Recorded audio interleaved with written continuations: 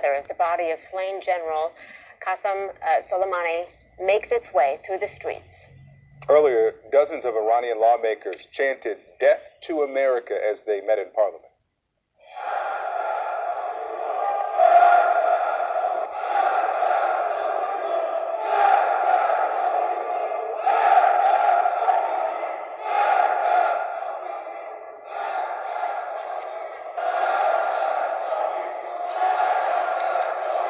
Let's get now to CNN Fred Pleitgen. He's reported extensively on Iran and joins us now from Tehran. And Frederick, those chants are just a bit of a dramatic moment from that session. Also, we've now got this exclusive reporting from you on what the potential response will be from Iran. Yeah, exactly, Victor. And, one of the things that we've heard pretty much from all levels of politics here in Iran and from the military as well is that Iran is going to retaliate. There will be a response and there will be revenge. We heard that from Iran's supreme leader, from Iran's president as well. So I spoke to the main military advisor of Iran's supreme leader, someone who's extremely high in the hierarchy and very close to the power center of this country. And I asked Hossein Degan, what exactly is the response going to be? And he said there will be a response that will be a military response, and it will be against military targets, but that Iran does not want a wider war with the United States. Let's listen in. The response for sure will be military, and against military sites. Let me tell you one thing. Our leadership has officially announced that we've never been seeking war, and we will not be seeking war. It was America that has started the war. Therefore, they should accept appropriate reactions to their actions. The only thing that can end this period of war is for the Americans to receive a blow that is equal to the blow they've inflicted. Detailing one Islamic group's decades-long reach into the U.S., the report claims the Muslim Brotherhood shares ideological goals with Muslim extremist organizations and aims to influence and infiltrate U.S. government, educational systems, civil rights groups. Dr. Kanta Ahmed is a senior fellow at the Independent Women's Forum and a member of the Council of Foreign Relations and joins us now. Knows, I would say, as much about the Middle East as anyone in America today. Doctor, your thoughts about the role of the Muslim Brotherhood and what they're up to here? Well, this is something we've been recommending. Over 10 years ago, I wrote an article to say that the Muslim Brotherhood should be designated a foreign terror organization. This report by the Institute Studying Global Anti-Semitism and Policy shows the Muslim Brotherhood is influencing at the executive branch, it's influencing policymakers, it's reframing the argument. Post 9/11, there was Islamophobia, then came boycott, divestment, sanctions, demonizing Israel, and now we've just seen the pro-Hamas protests. That is all part of their multi-generational project to have a war against the secular and undermine our democracy using our democratic freedoms. And one way that the protests on college campuses, and we see what's happening with our educational institutions, CARE. It's an acronym.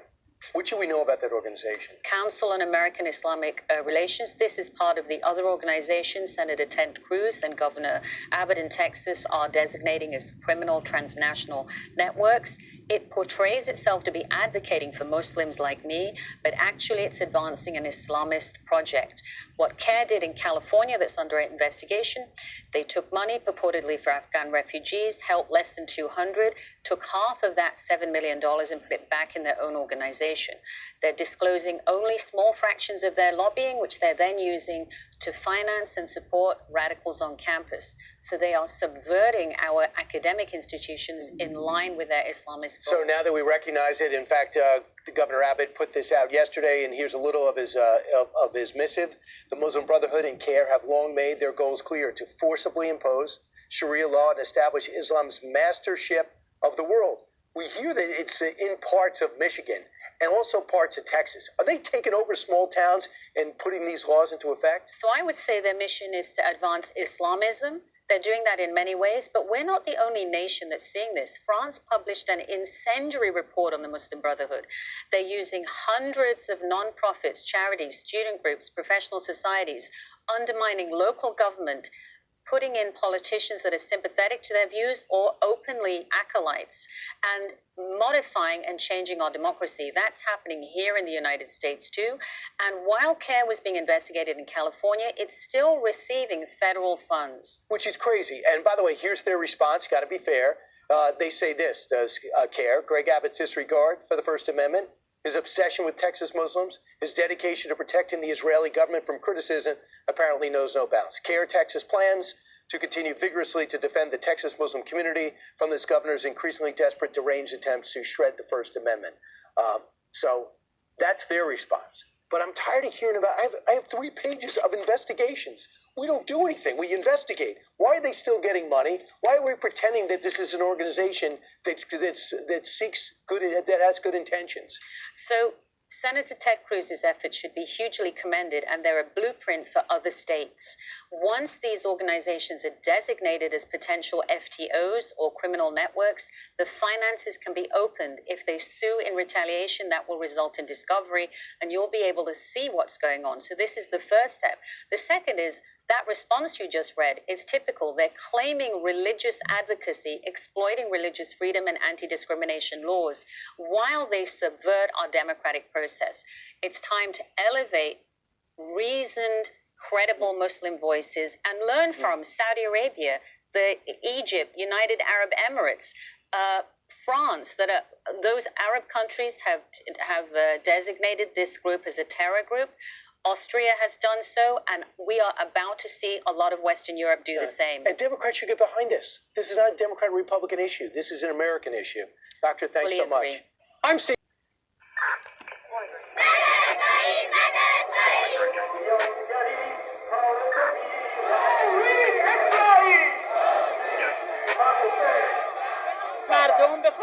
People will not stop feeling animosity towards the American government just because we've accepted the nuclear agreement.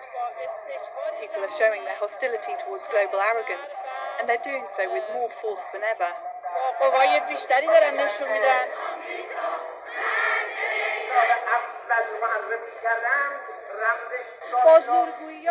We chant death to their cruelty and their colonialism, but we don't have any problems with the American people themselves. We have love for them, in fact.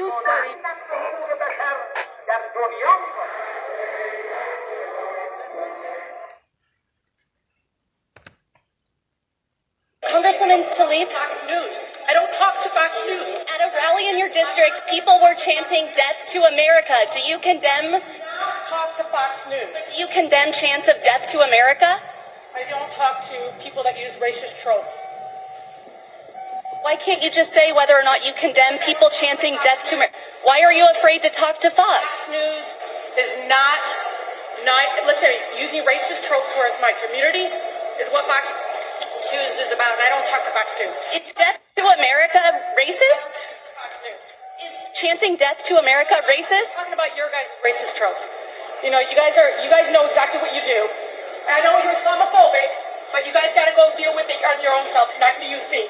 Careful, very careful, very careful about who we, both in this and your country, about who we let in. Saw in the east of London, Tower Hamlets area. This was over the weekend. There was supposed to be a march on Saturday organised by UKIP, the right-wing party, and the police made them relocate to central London, so they weren't allowed to gather in this area. Instead, what we saw were hundreds and hundreds of masked Muslim men, wearing hoodies, essentially shouting, this is our territory, you're not going to take our territory, all praying on the road, essentially saying this is this is a Muslim country or a Muslim area, and you can't come here. What did you make of that? What does that mean, Ralph? I think the most important thing in every society is to see where the energy is. And what you see in the UK, but you see it all over Europe, particularly in urban areas, the energy currently is with the Muslim part of the population. As there's always this odd argument when people say, well, look at the percentage, it's only 10% in the UK, it's only 15% in France. But at the end of the day, it's not numbers that matter, it's decibels. And what I mean by this is, and you just saw this there, is they can come out the numbers, and they're very good by now in intimidating the state.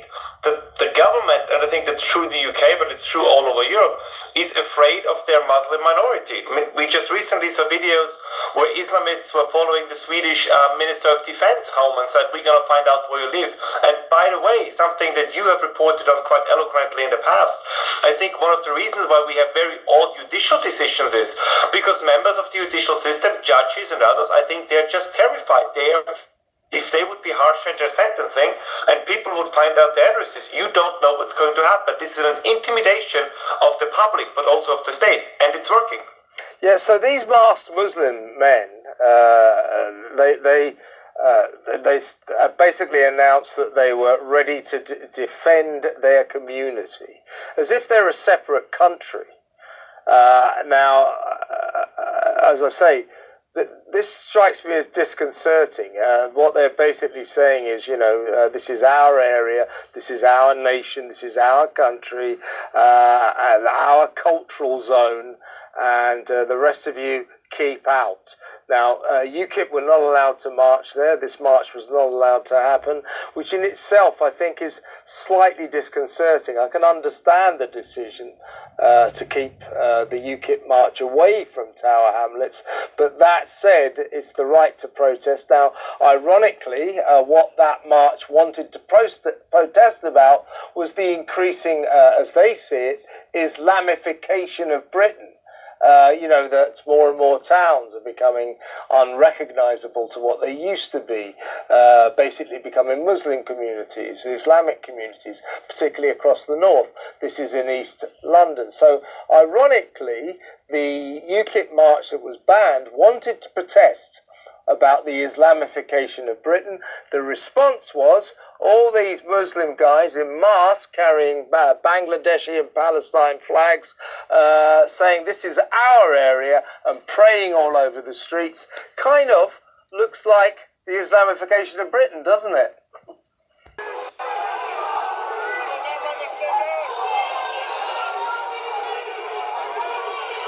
Look at it.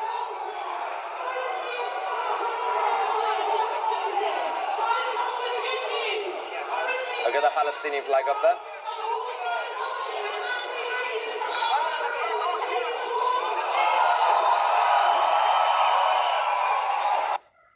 The problem is that the police, the Metropolitan Police in London put a condition on the Christians and the British patriots because apparently they are far right, okay? So they weren't allowed to be there. They were forced to be moved. And of course, the British patriots listened. They said, okay, sure, we're not going to cause trouble. The police did absolutely nothing when a group of masked thugs came out with also hardline Islamic Jihad flags. We're going to show you all the evidence that we have from today. It's extremely important to gather the evidence, to broadcast this for people to find out what sort of people are actually controlling the streets of London. Make up your own mind, of course, with this situation, but I don't think this is going towards any sort of nice, diverse, multicultural direction. This, to be fair, multiculturalism has actually worked. This is multiculturalism. You wanted multiculturalism, people in the establishment? This is what happens when you get multiculturalism.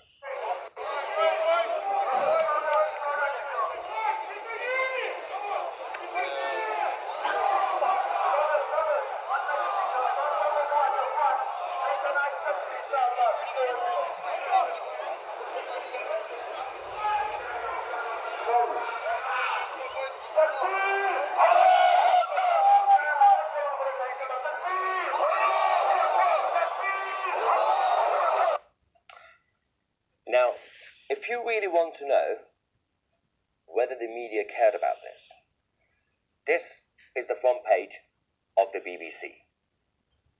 We have an update about the Epping migrant who's still on the run, a couple of things about Kamala Harris and the new deputy leader of the Labour government. Let's go on Sky News. This is the front page of Sky. Again, a couple of things on the Epping guy, a couple of things about Lucy Powell, the deputy leader, and absolutely nothing about this. No coverage. Whereas when Nick Tenconi and the Christian Conservatives were going to be coming out, and the police put a condition on them, of course, they covered it, saying the far right are coming out. Be on standby. They covered that. None of this. The next video shows Taj Ali, who's an anti-Western, anti-British Islamist thug. Violent and disgusting. Watch.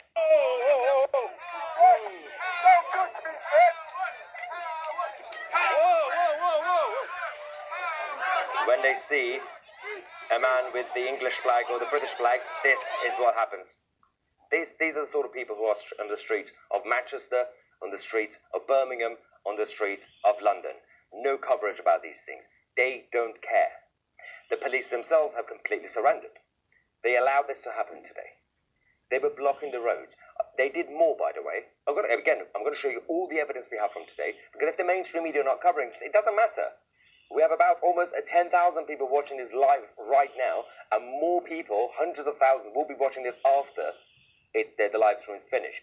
We are going to be sending the message out there. Masked up mob, thugs, Palestinian flags, Bangladeshi flags, many others who came out in Tower Hamlets. And who's the mayor of Tower Hamlets? Of course, is Lutfar Rahman, who was a fraudster. He was literally banned for 5 years because of election rigging. After 5 years, the British establishment said, it's okay now, you can stand in the same election in the same area. What sort of punishment is that? He's now the mayor of Tower Hamlets again. This is what's happening on his streets. We're rolling out today. Complete takeover. Out of all days, unfortunately. But yeah, you man, we're rolling. Thugs. Alhamdulillah, we have a brother here, all the way from birth. Alhamdulillah. Nobody is safe anymore. Many of our brothers here. This is jihad on the streets. Literally jihad. And of course they boasted by putting some sort of music in the background. The message from the Muslims of Tower Hamlets. Allah Akbar. They said, whose streets? Our streets. Nothing will change. Let's go. They claim, specifically targeting Islam. They said, we're coming on a crusade. They said, yes, it's a Christian country. Our fellow citizens, show of dealing as a brother mentioned. Even if they don't come today, we stand firm to let them know that if you come, anytime, we will stand firm. Anytime. And we will be ready to defend our masajid, to defend our elders, to defend our women, to defend our community. Whenever one day we're going to come on a crusade, we're going into your area to cause you a problem. You're coming into our homes, and you want to cause us problems. Your homes, apparently. Now, the reason I show you guys these individuals, including, by the way, that Taj idiot, the video that I showed you from a few months ago, is because these guys are out today. They're all out today. The reason I showed Taj, to show the level of violence that they have. The video, obviously, from before. They're all out. If the Met Police can't identify them, we can help them identify them.